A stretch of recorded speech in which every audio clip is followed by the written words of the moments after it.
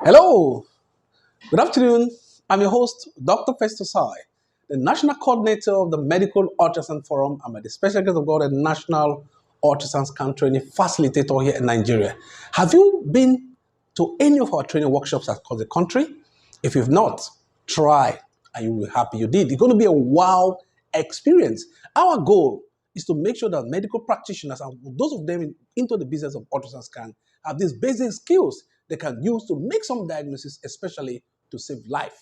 Because with ultrasound scan, some certain diagnosis can be made that will end up saving the life of a patient. It can be anybody, but please, I want to appeal to you. If you want to do a scan, do a good scan. I hope you watched through the video I shared the other time, the video about how to prevent medical legal challenges ultrasound scan. I gave 20 points of what you can do. Please, if you have not watched the video, try and watch that video. You have something to learn at the end of the day. Then also share the video on how you can techniques you can send videos for reviews, because you can't practice alone. You must be practiced with the support. We all do that. You too can do that as well. Now, today I want to talk about something very, very important, something that can easily be missed out, and the incidents have been increasing by the day because of some certain things that have been happening currently. I want to talk about ultrasound assessment of Caesarian ectopic pregnancy. Yes, we talk about ectopic pregnancy, but there's a special kind of ectopic pregnancy that can easily be missed out in scan. It's called a Caesarian ectopic pregnancy, what some people refer to as what?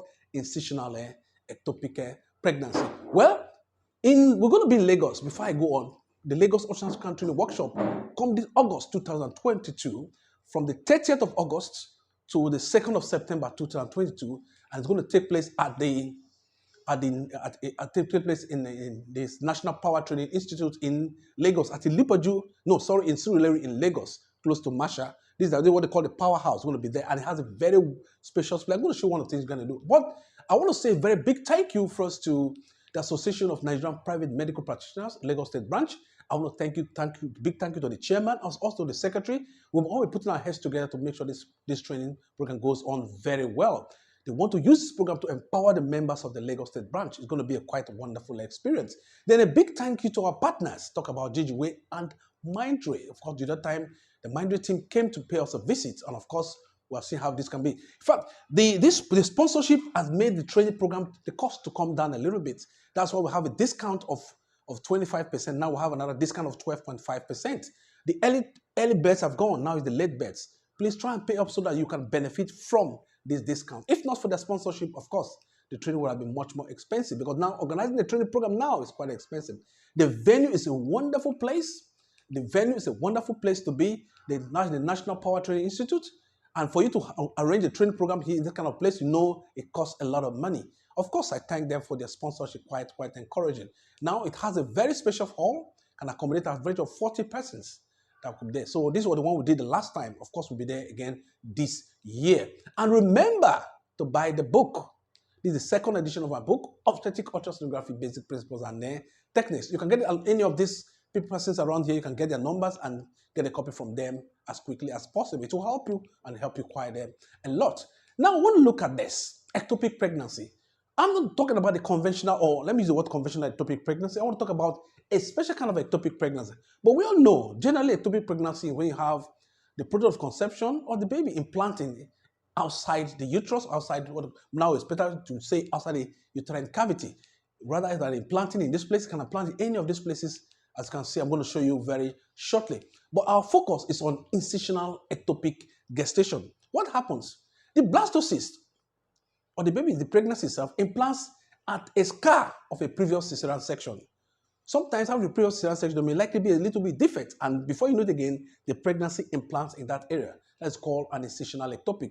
Yes, it can occur when you have a patient with a previous hysterectomy, like a surgical incision in the uterus. This can be as a result of cesarean section.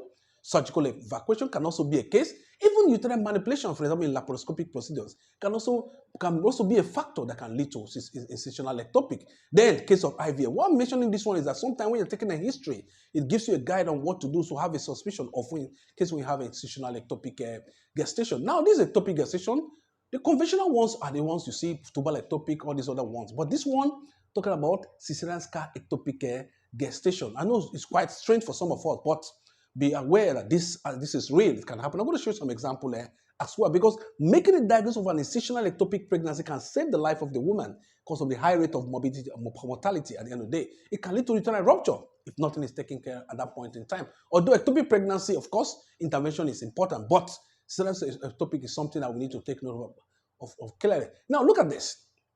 This is just a diagram of the uterus, and that's the ectopic gestation at the scar of the Caesarian scar. And this is the sagittal view, and here is what? A coronal view. So you can use both the 2D scan and the 3D scan to appreciate an incisional ectopic gestation. For a 2D scan, the best view to use is a sagittal view. Full urinary bladder sagittal view. That can give you the best bet for what you want to get. Then for a 3D scan, you can use a coronal section, coronal view.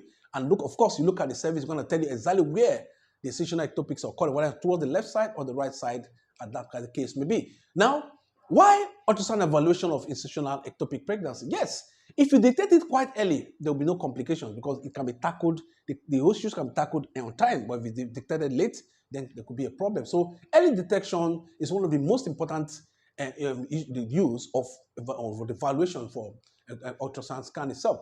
Now you need to understand a normal pregnancy. This is the gestational sac, and that's the myometrum, and the myometral tissue around this is the gestational sac. Okay, that's just an illustration here so you can pick up what you're trying to say at a point in time. This is a retrovertebral uterus with a gestational sac, and you can see there's a myometral tissue around it. Okay, but in case of incisional ectopic, the story is different. Now look at this. This is a gestational sac. There's a myometral tissue around here. Okay, this is a gestational sac with a myometral tissue around it. So usually there should be a surrounding myometral tissue around a gestational sac. If there's not a complete surrounding of a myometral tissue around the gestational sac, you know you are dealing with the case of an incisional ectopic gestation. Now look at this. You can see the question I want to ask, is this gestational sac fully surrounded by myometral tissue? If it's yes, then it's a normal pregnancy. If it's no, then it's an incisional ectopic pregnancy. You can see there's a myometral tissue around here. So all over it, there's a myometral surrounding tissue around it. Now look at this. For those of you that do transvaginal scan as well, you can appreciate the myometrum and the mid cavity. Then in the case of early gestation pregnancy, you can see the myometrum around it, and of course the gestational sac as well. These are these other pregnancy you can see. So appreciating the myometral echo around the gestational sac is an important factor that you need to know to make a diagnosis of what? An incisional ectopic gestation. Now look at this. This is the bladder. Now the 2D view of the uterus. This is the uterus here, and this is the what? Endometrial plate. Now this is a gestational sac. If you're not careful, you think it's a normal gestation. Madam, good, you're fine, you can go. But no, this is a case of an incisional ectopic gestation. Now the question I want to ask you now, this is a myometral tissue here. Are you seeing any myometral tissue around here, surrounding it? No. That means it's an incisional ectopic. Of course, you can see it bulging towards the anterior end of the uterus, as the case may be. This is another example. Okay, this one is not well outlined because the bladder is not full. Please scan with a full urinary bladder. That will give you a very, very good way of appreciating it. Now, this is the bladder here, and this is the uterus. The endometrial plate, there's the gestational sac. Somebody confuse this one for a normal pregnancy. No, it's not normal because you can see the myometral tissue here is already obliterated. So it implants here, and of course it starts growing this way. But incisional ectopic is also incisional ectopic gestation. Now this is another one here: the uterus and the endometrial plate, and that's the incisional ectopic gestation. You can see there's a lot of myometral tissue around here. When you see this, you know that in the case of what? An incisional ectopic gestation. This is another one as well. Then sometimes you may have incisional ectopic gestation in multiple pregnancies. This is the endometrial plate, and of course you can see that's the ectopic gestation. If you're not careful, you say, Madam, don't worry, your babies are doing well. And the next time she comes, she starts bleeding before you know there's a rupture. And of course, it becomes much more for an emergency.